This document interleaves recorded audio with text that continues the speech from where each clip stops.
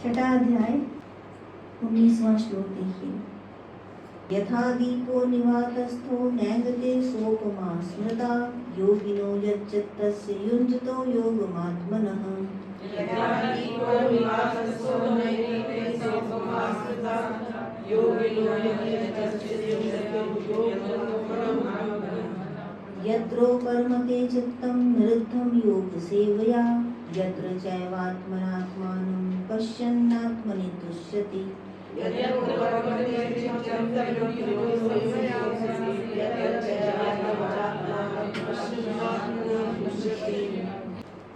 इसके पहले वाले श्लोक में भगवान ने बताया कि जिस काल में परमात्मा में योगी का मन अत्यंत वश में किया हुआ चित्त स्थिर हो जाता है और संपूर्ण भोगों से मुक्त हो जाता है, उसकी इच्छाओं से मुक्त हो जाता है, उसी क्षण इसे योग कहा जाता है, वह योग में स्थित हो जाता है। तो मन में वश किए हुए चित्त की बात हो रही है। यहाँ भगवान ने बताया कि जिस प्रकार वायु रहित स्थान में स्थित दीपक चलायमान नहीं होता, वैसे ही वही उपमा परमात्मा के ध्यान में लगे हुए योगी के जीते हुए चित्त की कही गई है। दिया में क्या होता है कि जो हम दिए जलाते हैं, जरा सी वायु लगती है और वो बुझ जाते हैं, और यदि वायु नहीं भी चल रही हल्की तो भी कुछ वायु रहती है, तो दीपक की लौ थोड़ी सी अस्थिर रहती, कंपन रहता है उसमें। तो मन की स्थिति कैसी होती है? दिए की लौ की तरह होती है। अब ये जो योग पद में उनकी बात हो रही है। 5 स्थितियां बताई थी चित्त की। मूढ़, क्षिप्त। तो मूढ़ और क्षिप्त स्थिति तो योग के लिए लायक ही नहीं है, उनको तो हटा दिया। अब विक्षिप्त, एकाग्र और निरुद्ध। तो जो विक्षिप्त स्थिति है उसका क्या है कि वो दिए की लौ के समान हिलती रहती है, कभी लगा ध्यान, कभी नहीं लगा, कभी लगा, कभी नहीं लगा, तो इस तरह हिलता रहता है। अब भगवान ने बताया कि पहले जैसा बताया कि मन में वश किया हुआ चित्त, मन को वश में किया हुआ। तो जब मन वश किया हुआ है, चित्त वश में किया हुआ है, उसको योग कहते हैं। वश में करने से कैसा होता है कि जैसे वायु रहित स्थान पर रखा हुआ दीपक, ये एक उपमा है, सांसारिक उपमा दी है, जगत में से उपमा दी है उसकी जो आध्यात्मिक पहलू है। तो बाह्य से अंतःकरण की तरफ जा रहे हैं भगवान। बाह्य संसाधन में से उपमा दी है कि जैसे यदि वायु न हो, एक बंद कमरे में दिया जल रहा हो, वैसे ही योगी के अंदर एक दिया जलता है, लेकिन बंद कमरे में भी स्पंदन है वायु में, और योगी के अंदर जो हृदय में दिया जल रहा है उसमें स्पंदन भी नहीं है। स्पंदन रहित अवस्था में रखा हुआ दिया। जैसे एक स्त्री आई एक योगी के पास, साधु के पास, और उनको कहा कि मुझे ध्यान सिखाइए। गृहस्थ थी, तो उसको साधु ने कहा अच्छा ठीक है, तुम्हें ध्यान सिखाऊंगा, पहले तुम ये दिया ले जाओ और उसको मंदिर में रख के आओ। तो बोली ठीक है। उसने दिया उठाया, और जैसे उठाया तो उन्होंने कहा कि देखो हिलना नहीं चाहिए, गिरना नहीं चाहिए, बुझना नहीं चाहिए। अब वो संभालते हुए उसको लेकर के गई, रख करके आई। तो उन्होंने कहा कि दिया बुझा तो नहीं? बोली नहीं। हिला तो नहीं? बोली नहीं। जैसे आपने कहा था वैसे मैं रख के आई। तो साधु ने कहा बस इसी को ध्यान कहते हैं। अभी तुम्हारा ध्यान था उस दिए की लौ पर, अब ध्यान तुम्हें करना है परमात्मा पर। लेकिन तरीका वही है, स्थिति वही होनी चाहिए कि हिले नहीं, गिरे नहीं, बुझे नहीं। एक मीनाक्षी मंदिर में हम लोग गए थे, और वहाँ श्री सौंदरेश्वर भगवान का मंदिर है, शिव जी का। तो जैसे ही आप गर्भगृह में जाते हैं, उसके पहले दोनों तरफ दीवार के ऊपर आकृतियाँ अंकित हैं, और एक तरफ है पेड़ बना हुआ है जिसपे बंदर नाच रहे हैं, और दूसरी तरफ एक बिल्ली की आकृति है जो शिकार की तलाश में एकटक बैठी हुई है। तो उसका अर्थ ये है कि जो बंदर की तरह चंचल है, बंदर चंचल है, कभी इधर देखता है, कभी इधर देखता है, कभी इधर देखता है। तो मन बंदर की तरह चंचल है, लेकिन उसको ऐसा नहीं रहने देना है। यदि आपको भगवान से मिलना है तो अपनी दृष्टि को कैसे करें? ठीक वैसे ही जैसे कि बिल्ली अपने शिकार को देखती है एकटक, क्योंकि क्या करती है वो दृष्टि, जैसे चूहा दिख गया तो उसके ऊपर टिका के रखती है। हिलेगी दृष्टि यदि तो चूहा निकल जाएगा वहां से। तो जैसे जो चाहत है उसके मन में उसको खा लेने की कि मेरी दृष्टि हटी और ये हट जाएगा, बिल्कुल ऐसे ही भगवान को देखना है कि मेरी दृष्टि हटी और ये चले जाएंगे। तो उस चाहत के साथ, उस प्यास के साथ, उस भूख के साथ जो एक बिल्ली को चूहे के खाने के लिए है, क्योंकि वो उसकी नेचुरल नैसर्गिक प्रवृत्ति है खाने की, तो ये भी मनुष्य की नेचुरल नैसर्गिक प्रवृत्ति है भगवान से मिलने की। इस दृष्टि से भगवान को देखें और एकटक देखें कि ये यदि मेरी दृष्टि हटी तो ये निकल जाएंगे, और तब भगवान मिलते हैं। यही बात इसमें कही गई है। इसको और अधिक समझने के लिए दूसरे अध्याय का 67वां श्लोक देखिए, 67।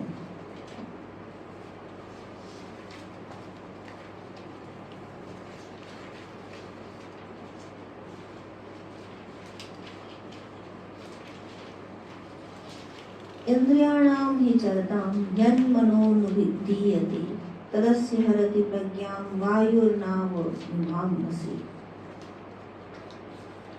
कि जैसे जल में चलने वाली नाव को वायु हर लेती है, वैसे ही विषयों में विचरती हुई इंद्रियों में से मन जिस इंद्रिय के साथ रहता है वह एक ही इंद्रिय उस अयुक्त पुरुष की बुद्धि को हर लेती है। 5 इंद्रियों की जरूरत ही नहीं है, एक ही इंद्रिय हर ले जाएगी मन को। किस प्रकार कि जैसे जल में जो नाव है, तो जल चाहे नदी का हो चाहे समुद्र का हो, बहुत फ्लैट सरफेस, अटल नहीं है। धरती पे रखा होगा यदि नाव तो वजन से, धरती के गुरुत्वाकर्षण से वो स्थिर रहेगी, हवा चलेगी तो इतना फर्क नहीं पड़ेगा। पर यदि जल है और जल के ऊपर नाव रखी है तो वैसे ही डगमगाती है, क्योंकि सरफेस डगमगा रही है, और जरा सी भी हवा चली तो नाव डगमगा जाती है, इधर उधर हो जाती है। तूफान की तो बात ही छोड़ दीजिए। तो उसी प्रकार हमारी इंद्रियां हैं। हमारा मन यूं ही अस्थिर है, स्वभावगत ही अस्थिर है। बंदर से तुलना की जाती है ना मन की, उसका स्वभाव ही अस्थिर। अब जो 5 इंद्रियां हैं वो उसको हिलाते डुलाते रहती हैं। तो 5 में से मन रहता है हमेशा एक इंद्रिय के साथ, तो एक इंद्रिय उसको ले गई, जरा सी एक इंद्रिय हिली और मन चल दिया उसके साथ। जैसे अर्जुन ध्यान में बैठे थे और उर्वशी प्रकट हुई, तो झुनझुन की आवाज से उनका ध्यान खुला, लेकिन क्योंकि उनकी भगवताकार बुद्धि थी तो उन्होंने कहा मां। अब ये अर्जुन की बुद्धि थी, तो इसलिए यदि इंद्रिय लेके भी जा रही है तो भगवताकार हो। और योगी की चित्त स्थिति कैसी बताई भगवान ने यहाँ पर, कि उसकी ऐसी है स्थिति कि वायु उसको हिला नहीं सकती, क्योंकि वायु है ही नहीं वहां पर। वहां इंद्रियां सब अंतःकरण के अंदर, खींच के अंदर आकर के स्थित हो गई हैं। विषयों को जला दिया गया है संयम की अग्नि में। अब जब संयम की अग्नि में विषय जल गए, इंद्रियों के अंदर संयम स्थापित हो गया है, तो जो वायु के थपेड़े हैं वो उस स्थान पर नहीं है। थोड़ी सी भी वायु होगी तो स्पंदन होगा, लेकिन वायु नहीं है, वायु रहित स्थिति है। इसलिए ऐसी दिए की लौ जल रही है कि वो बिल्कुल हिल नहीं रही है। इस प्रकार है योगी का चित्त और उसका मानस।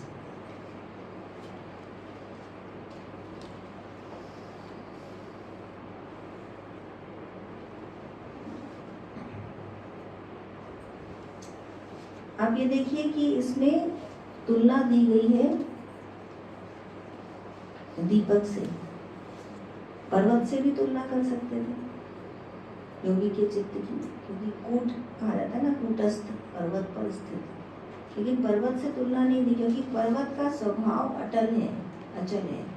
तुलना दी दीपक से, जिसका स्वभाव अटल और अचल नहीं है। तो इसका अर्थ है कि हिल सकता है, नियंत्रण करना पड़ेगा निरंतर। और एक बात है दीपक में कि उसके अंदर प्रकाश है। यदि पर्वत से तुलना करते तो उसमें प्रकाश नहीं होता, लेकिन दीपक में प्रकाश है। तो जो चित्त है वह आत्मा के परमात्मा के स्वरूप में मिलने को तैयार है। अब इस बात को हम दूसरे श्लोक से अधिक अच्छी तरह समझेंगे। यत्रो परमते चित्तम निरुद्धम योग सेवया यत्र चैवात्मनात्मानं पश्यन्नात्मनि तुष्यति।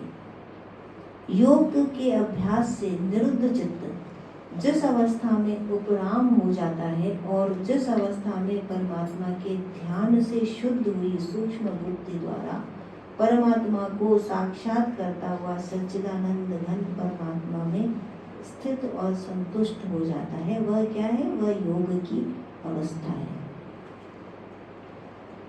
तो जिस अवस्था में परमात्मा के ध्यान से शुद्ध हुई बुद्धि, अब बुद्धि को शुद्ध कैसे किया जाता है? प्रत्येक योगी या योग पथ पर अग्रसित साधक, तो साधक क्या करते हैं? अपने अपने तरीके से बुद्धि को शुद्ध करने का प्रयास करते हैं, क्योंकि वो बार बार मलिन होती है। जैसे कर्म व्यवहार में क्या होता है? भगवताकार भगवत बुद्धि से यदि कर्म किया जाए तो विराट से स्पर्श होता है, बार बार परमात्मा से स्पर्श करके और मनोवृत्तियों को शुद्ध किया जाता है।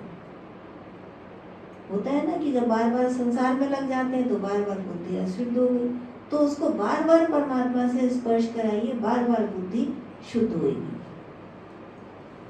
तो जैसे अन्नदान करते हैं या बच्चों को विद्या देते हैं, इस तरह के कुछ अच्छे काम करते हैं, तब बार बार भगवान का स्मरण करिए, जिससे कि जो बुद्धि में बीच बीच में अहम आ जाता है कि मैंने बांटा, मैंने पढ़ाया, मैंने ये किया, वो मैं हट जाए और वहाँ परमात्मा आ जाए। उसका काम है, उसके लिए हो रहा है और वही कर रहा है, तो आपका वहाँ क्या रोल? लेकिन वो रोल बार बार आ जाता है, इसी को दोष दृष्टि कहते हैं। तो उससे बचने के लिए बार बार परमात्मा का ध्यान करिए। तो ये इसमें क्या होता है? जब कर्म कर रहे हैं और परमात्मा का ध्यान कर रहे हैं तो विराट के साथ स्पर्श हो रहा है। अब जब ध्यान करने बैठे तब क्या? तब भी भगवताकार वृत्ति करिए, अपने वृत्ति को भगवताकार कर दीजिए, क्योंकि ध्यान में वृत्तियों को नियंत्रित किया जाता है। तो जब भगवताकार वृत्ति हो जाती है तो अर्जुन वाली दशा होती है कि यदि उर्वशी भी सामने आई तो मां। तो उस दृष्टि से बार बार भगवान का स्मरण करने से, उनका स्पर्श करने से हिरण्यगर्भ का स्पर्श होता है ध्यान के समय। तो इस प्रकार शुद्ध होता है अंतःकरण। अब जब समाधि की तरफ बढ़ता है योगी, जब एकाग्रता से ऊपर उठ करके चित्त की निरुद्धावस्था के पहले, तो क्या होता है कि ईश्वर के साथ संस्पर्श होता है। तो इस तरह कभी विराट से, ध्यान अवस्था में हिरण्यगर्भ से, और समाधि में तो ईश्वर है। वहां तक जा करके अपनी भगवताकार बुद्धि को और अधिक सुंदर और प्रकाशवान बनाया जाता है। उसको त्रुटियों से मुक्त किया जाता है, दोष दृष्टि हटाई जाती है और ईश्वर के समकक्ष आकर योगी खड़ा हो जाता है। अब इसमें बताया इन्होंने कि योग के अभ्यास से निरुद्ध चित्त जिस अवस्था में उपराम हो जाता है, ये बात समझने की है कि जो 5 अवस्थाएं चित्त की बताई गई, इसमें ये 5वीं अवस्था है निरुद्ध अवस्था, और उसमें चित्त का उपराम हो जाना, इसका क्या अर्थ है और कौन किसे देख रहा है? भगवान कह रहे हैं कि ध्यान से शुद्ध हुई सूक्ष्म बुद्धि द्वारा आत्मा के द्वारा आत्मा का दर्शन करते हुए आत्म संतुष्टि प्राप्त करता है योगी। तो परमात्मा का दर्शन किससे होता है? मन से नहीं होता। परमात्मा का दर्शन आत्मा के द्वारा होता है। वो जो साक्षी है वही अपने सौंदर्य का दर्शन करता है। क्यों नहीं हो सकता मन से? क्योंकि प्रकृति अपरा प्रकृति है, मन जड़ है। उसका उसकी जाति आत्मा की जाति से भिन्न है। तो मन के द्वारा आत्मा का दर्शन नहीं किया जा सकता। जड़ जो है वो चेतन को नहीं देख सकता, उसे उसका अनुभव नहीं कर सकता। तो जो मन है, जो चित्त है, वह क्या होता है? वह उपराम हो जाता है। कैसे उपराम हो जाता है? उसका कार्य समाप्त हो जाता है। अब क्या हुआ? एकाग्रता के बाद, एकाग्रता क्या है इसको याद रखिएगा। मूढ़ क्षिप्त, ये दो योग के लायक नहीं है। विक्षिप्त आता और जाता ध्यान, और उसके बाद एकाग्रता। एकाग्रता ध्यान का, ध्यान जिसको हम ध्यान कहते हैं, वो एकाग्रता कही गई है चित्त की। इसमें क्या है कि जो ध्येय करता है, जो ध्यान कर रहा है, वह, जो ध्यान की क्रिया है वह, और ध्येय, तीन स्थित है। अपना भान नहीं जाता, मैं हूं, मैं ध्यान कर रहा हूं। ध्यान की क्रिया हो रही है, उसका संपादन हो रहा है, और एक है ध्येय जिसका हम ध्यान करते हैं। तो ये एकाग्रता की स्थिति है। यहाँ तीन है। अब स्थिति ये बनती रहती है, एकाग्रता स्थिर होने लगती है। तो जो ध्यान करता है उसका ध्यान अपने से हटके पूरी तरह ध्येय पर आने लगता है। तो ध्यान करता मिट जाता है, ध्यान की क्रिया मिट जाती है, रह जाता है केवल ध्येय। अब केवल ध्येय ही ध्येय रह गए, इष्ट ही इष्ट रह गए, गुरु ही गुरु रह गए, परमात्मा ही परमात्मा रह गया। तो इस स्थिति में चित्त और मन का जो कार्य है वो समाप्त हो जाता है, क्योंकि उसका कार्य किससे जुड़ा है? जड़ प्रकृति से। उसकी जाति जड़ है, उसका विषय भी जड़ है। तो अब वो विषयों का तो भोग ही नहीं कर पा रहा, क्योंकि विषय समाप्त हो गए। तो वो छूट गया, मन से, संसार से वो छूट गया, और परमात्मा से वो जुड़ नहीं सकता, क्योंकि उसकी जाति वो नहीं है, जड़ चेतन का साक्षी नहीं हो सकता। इसलिए क्या हो जाता है? वह उपराम हो जाता है, उसका कार्य समाप्त हो गया, उसका कार्य नहीं रह गया। इसलिए क्या बचा? केवल साक्षी ही साक्षी। तो साक्षी या आत्मा ही आत्मा का दर्शन कर रही है। आत्मनैव आत्मतुष्टि, आत्मा के द्वारा आत्मा का दर्शन हो रहा है, और आत्मा में ही तुष्टि, संतुष्टि ऐसी प्राप्त हो रही है, क्योंकि वो आनंद किसी भी सांसारिक सुख के द्वारा प्राप्त नहीं हो सकता। इसलिए एक ऐसी संतुष्टि, एक ऐसी तुष्टि, एक ऐसा आनंद प्राप्त हो रहा है जो केवल आत्मा को आत्मा के दर्शन से प्राप्त हो सकता है, और वहाँ योगी की स्थिति हो रही है जो अवर्णनीय है। और ऐसा करना चाहिए, ये भगवान कह रहे हैं कि ये तुम्हारा कर्तव्य है, इसकी प्राप्ति का तुम प्रयास करो।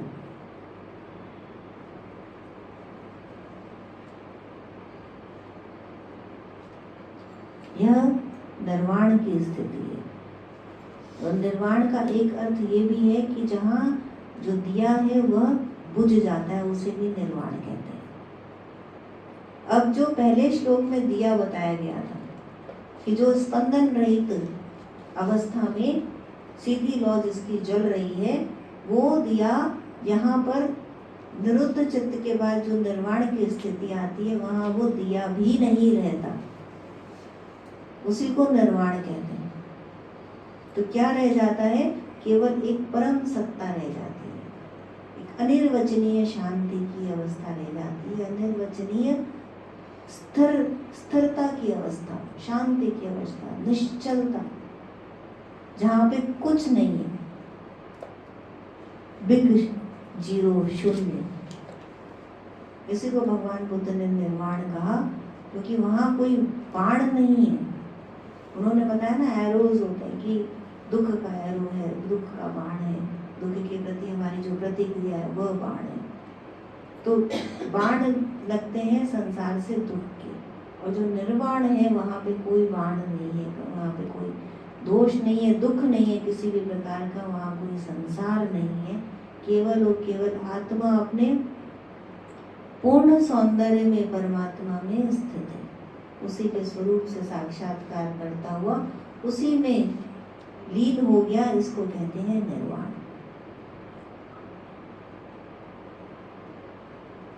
जय श्री कृष्ण।